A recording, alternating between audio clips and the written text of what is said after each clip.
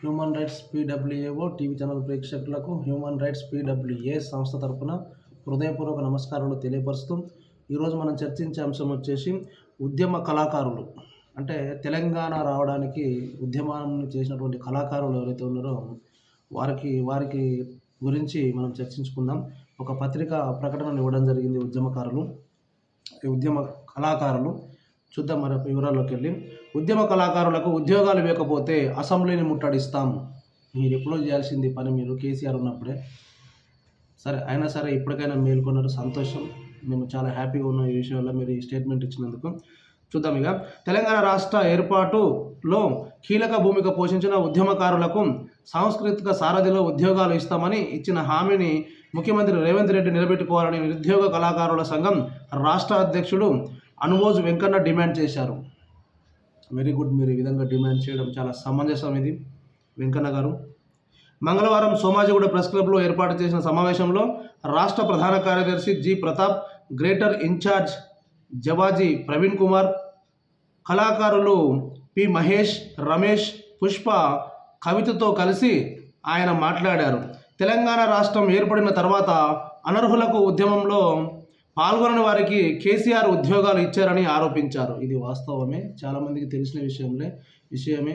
ఆ సందర్భంలో నిజంగా కళాకారులు ఉద్యమంలో కీలక పాత్ర పోషించినటువంటి వారికి ఎలాంటి స్థానం దక్కకపోవడం అనేది మనకు తెలిసిన అంశం. ఇది మరో 1000 మందికి ఉద్యోగాలు ఇవ్వాలని ప్రభుత్వాన్ని డిమాండ్ చేశారు.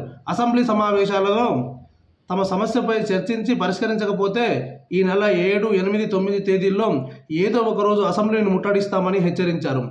ఉప ముఖ్యమంత్రి మల్లు భట్టి విక్రమార్క, మంత్రి జూపల్లి కృష్ణారావు సారథి చైర్పర్సన్ గుమ్మడి వెన్నెలను కలిసి పలుమార్లు వినతి పత్రాలు ఇచ్చామని పేర్కొన్నారు. సమావేశంలో వివిధ జిల్లాల నుంచి వచ్చిన కళాకారులు రాజోజు మధు, సలీం, ఎండి హైమద్ దత్తు, సత్యనారాయణ, కృష్ణ, శారద, భూమయ్య పాల్గొన్నారు. రేవంత్ రెడ్డి సీఎం గారు, వాస్తవంగా మీరు ఈ విషయాన్ని పరిగణలోకి తీసుకోవాలి. తెలంగాణ సాధించడంలో ఉద్యమకారుల పాత్ర ఏందనేది తెలియంది కాదు ఏ ఒక్కరికి కూడా. అయినా సరే కళాకారులు, ఉద్యమం చేసినటువంటి కళాకారులు చాలా కీలకమైన పాత్ర పోషించారు. వారి యొక్క ఆట పాట వేషధారణతో తెలంగాణ సంస్కృతితో ఈ ప్రత్యేక తెలంగాణ ఏర్పాటు చేసుకోవడానికి ఎంతో ప్రముఖమైనటువంటి పాత్ర పోషించినటువంటి కళాకారులను గత ప్రభుత్వము కొన్ని రకాల ఇబ్బందులకు గురి చేసింది, గుర్తింపు ఇవ్వలేదు. నిజంగా ఉద్యమం కోసం పోరాటం చేసిన కళాకారులను గుర్తించకుండా అనర్హులను కొందరిని గుర్తించిన సందర్భాలు మనము గత ప్రభుత్వంలో చూసినాము. ఆ విషయంలో మీరు ముఖ్యమంత్రి కాకముందు కూడా ఉద్యమకారులకు అన్యాయం జరిగిందని చెప్పి మన ప్రస్తుతం ఉన్నటువంటి మన రాష్ట్ర ముఖ్యమంత్రి రేవంత్ రెడ్డి గారు కూడా పలు ప్రసంగాలలో చెప్పడం జరిగింది. అలాగే మీరు ఆ మాటను ఇప్పుడు నిలబెట్టుకోవాలి. ఈ ఉద్యమ కళాకారులకు ఖచ్చితంగా ఇది ఒకటి ఉద్యమం కళాకారుల సాంస్కృతిక సారథిలో ఉద్యోగాలు ఇవ్వాలని చెప్పి human rights protection and welfare awareness organisation తరఫున మేము కూడా ప్రభుత్వాన్ని కోరుతున్నాం. రేవంత్ రెడ్డి గారు, మీరు ఈ విషయాన్ని ఆలస్యం చేయొద్దు దయచేసి.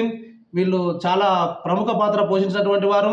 వాస్తవంగా మరొకసారి వీరు కనుక ఒక ఉద్యమం స్టార్ట్ చేయాలనుకుంటే వీరి యొక్క ఆట పాట వేష భాషలతో వీరు ప్రభుత్వాలను కూడా తలకిందులు చేసే శక్తి కూడా కళాకారులకు ఉంటుంది. అలా అని చెప్పి ఇది మీకు హెచ్చరిక కాదు. వారి యొక్క ప్రతిభను, వారు తెలంగాణ రావడానికి చేసినటువంటి వారి యొక్క పాత్రను మీరు గుర్తించి వారికి గుర్తింపు ఇచ్చి వారికి ఉద్యోగాలు ఇవ్వాలని చెప్పి మిమ్మల్ని సవినయంగా కోరుకుంటున్నాం. ఈ యొక్క ఉద్యమ కళాకారులందరికీ human rights protection and welfare awareness organisation తరఫున మేము ఎల్లవేళలా మద్దతు ఉంటామని తెలియపరుస్తున్నాం. మీరంతా కళాకారులంతా ఒకసారి human rights protection and welfare awareness organisation టీవీని ఒకసారి మీరు సంప్రదించండి. మా ఛానల్ ద్వారా కూడా మేము ఈ విషయాన్ని ప్రజల్లోకి తీసుకెళ్ళి మన రాష్ట్ర ముఖ్యమంత్రి వరకు కూడా తీసుకెళ్ళి మీకు న్యాయం జరగడానికి మా వంతు సహాయం కూడా మేము అందిస్తామని చెప్పి తెలియపరుస్తున్నాం. థ్యాంక్ యూ, ధన్యవాదాలు.